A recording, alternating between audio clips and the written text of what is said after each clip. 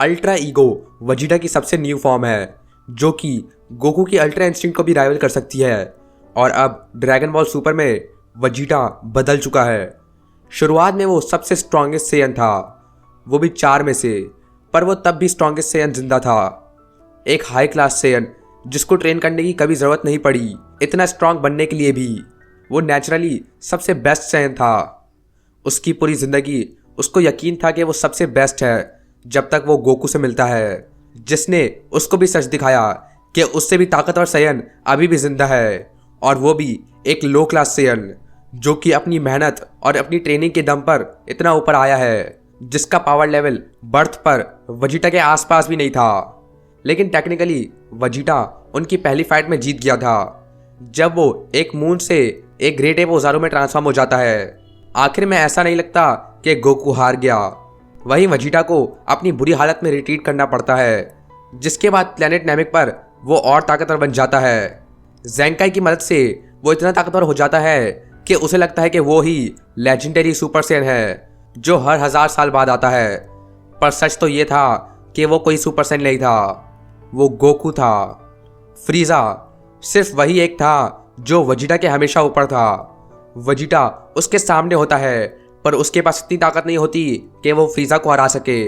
Vegeta अपने आखिरी moments पर गोकू से भीख मांगता है फ्रीजा से बदला लेने की। वही गोकू जिसको वो एक लो क्लास सेयन मानता था। गोकू को इतना ताकतवर देखकर उसका सिर्फ एक ही गोल था, गोकू से ज़्यादा बेहतर बनना। और अगले 4 साल तक वो ट्रेन करता है ताकि वो गोकू को सरपास कर सके। वजीटा के इस गोल की वजह से वजीटा बहुत ताकतवर बन जाता है। वो सुपर सेयन फॉर्म भी अचीव कर लेता है और असेंडेड सुपर सेयन भी पा लेता है, सिर्फ गोकू को सरपास करने के लिए। लेकिन वो तब भी गोकू को सरपास नहीं कर पाता, उस सब ट्रेनिंग के बाद भी। आखिर में वजीटा बस गोकू से सेकंड बेस्ट था। ये सोचकर कि वो कभी नंबर 1 नहीं बन पाएगा उसे बहुत गुस्सा आता था। और जब वजीटा देखता है कि गोहान ने सेल को हरा दिया है तो ये देखकर वो फिर से कभी ना लड़ने का वादा करता है। वहीं गोकू अपनी फैमिली और फ्रेंड्स को बचाने के लिए अपने आप को सेक्रीफाइस कर देता है, जो कि वजीटा कभी नहीं कर पाया। गोकू हर एक चीज़ में वजीटा से आगे था और सेल गेम्स के आखिर में वजीटा को रियलाइज़ हो गया कि वो हार चुका है और वो कुछ भी कर ले वो कभी भी गोकू को सरपास नहीं कर पाएगा। जब तक 7 साल के बाद गोकू वापस आता है और वो गोकू को हराने के लिए इतना तरस जाता है कि वो बाबिडी की हार तो कंट्रोल हो जाता है। पूरे वक्त उसको लग रहा था कि माजिन की पावर्स के बाद वो ज़रूर गोकू को हरा देगा, लेकिन ऐसा नहीं होता। और जब उसको ये पता चलता है तो वो अंदर से टूट जाता है, जिसके बाद वो खुद को सेक्रीफाइस कर देता है। पूरा प्लेनेट ख़त्म हो जाता है और फिर वो खुद अपनी आंखों से गोकू सुपर सेयन 3 में देखकर वजीटा रियलाइज़ करता है कि वो हर चीज़ जो उसने गोकू को सरपास करने के लिए की वो भी काफ़ी नहीं है गोकू को सरपास करने के लिए। और यहीं पर वजीटा एडमिट करता है कि गोकू नंबर 1 है और वो अपने आप को झूठ से निकालकर सच में लाता है।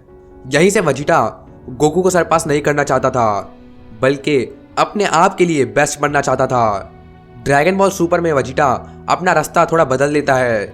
वो इसलिए ट्रेन नहीं करता क्योंकि वो गोकू को सरपास करना चाहता है, बल्कि वो इसीलिए ट्रेन करता है ताकि वो कमज़ोर ना हो। वो तब भी स्ट्रॉन्गेस्ट बनना चाहता है, लेकिन वो सिर्फ यही नहीं करना चाहता। और वो दोनों जब वीस के साथ ट्रेनिंग करना शुरू करते हैं जब बीरस आता है तो, जिसमें शुरुआत में वजीटा गोकू से आगे होता है, तो इसी तरह वो दोनों गॉड फॉर्म्स पा लेते हैं। उनकी पावर इतनी इक्वल होती है कि फ़र्क भी नहीं पड़ता कि कौन ज़्यादा ताकतवर है।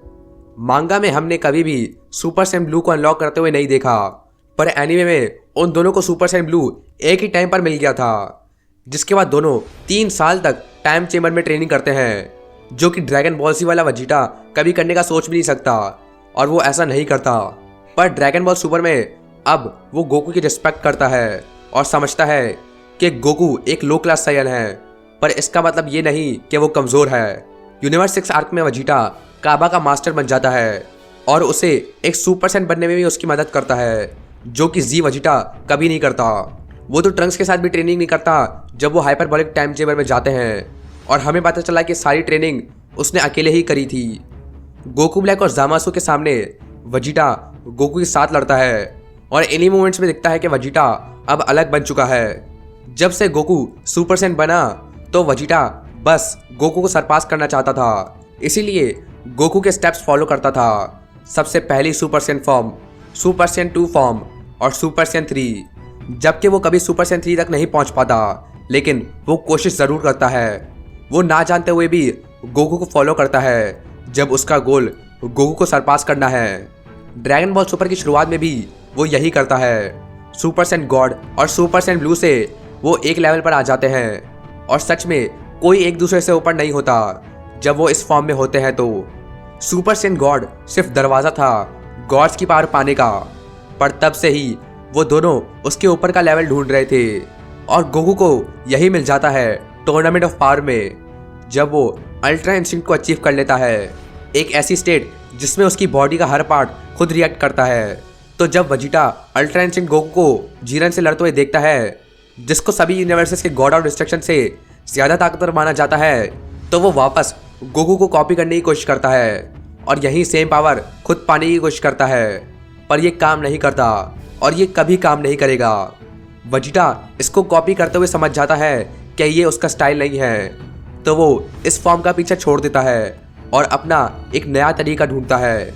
तो वो एक नया रास्ता ढूंढ लेता है। हमें दिखता है कि वेजिटा कुछ भी करके सुपर सैयन 3 अचीव नहीं कर पाता, तो अब ये बिल्कुल अलग है। वेजिटा हमेशा गोकू को अगले लेवल तक जाने के लिए इस्तेमाल करता था। जो भी वो लेवल पहुंचेगा वेजिटा उसे फॉलो करेगा, पर वो गोकू को कभी सरपास नहीं कर पाता। अगर वो उसको फॉलो करता तो ये कभी नहीं होने वाला था। वेजिटा ने अपने पास्ट में बहुत सारे लोगों को मारा था। वो बिल्कुल फ्रीजा की तरह ईविल था, पर न्यू नामेक पर जब मोरो आ जाता है, वेजिटा उन्हीं नमैकियंस को देखता है जिसको एक दिन उसने मार दिया था, और इसी मोमेंट पर वेजिटा अपनी गलतियों पर बुरा फील करता है, जो कि बिल्कुल ईगो का उल्टा है। उसके अंदर का गिल्ट उसे ख़त्म करना होगा एक गॉड ऑफ डिस्ट्रक्शन की असली ताकत के लिए, जिसको बीरस खुद वेजिटा को सिखाता है।